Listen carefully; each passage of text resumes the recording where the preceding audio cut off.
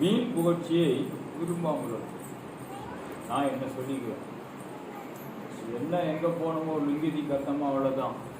வாயில் ஒரு கட்டவளம் போட்டுன்னு தொப்பியை மாட்டிக்கணும், அப்படியே போ, அவ்வளோதான்.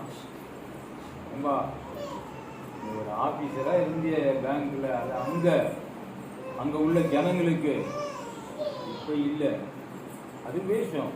எங்கெங்கே எதை போடணுமோ அங்கே போட்டு ஆகணும். இப்போ இங்கே போடணும் வேஷம்.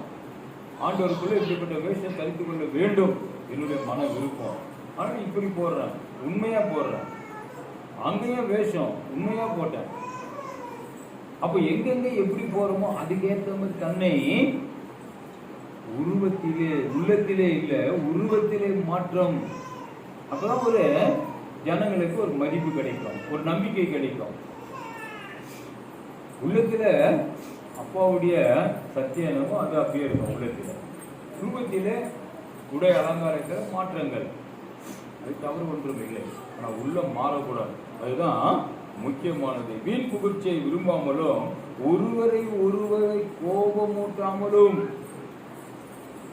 மனைவிடத்தில் நான் பேசுறதெல்லாம் விளையாட்டு தான் பேசுவேன்.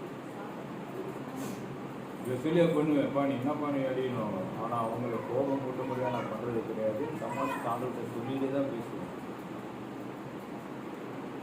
அப்படிதான் இருக்கணும், கோபம் கூட்டக்கூடாது.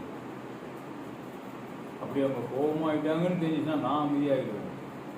ஒரு வார்த்தை பேச மாட்டேன், அமைதியாகிடுவேன். தெரிஞ்சு போச்சு நான் கோபமாகிட்டாங்க, நான் அவங்களுக்கு சொன்னது. ஆனால் நான் வீணாக அவங்களுக்கு சொல்லலை, இந்த விதம் நமக்கு தெரியும், அவர்கிட்ட சொல்லுவேன். அவ்வளோ முடிஞ்சு போச்சு.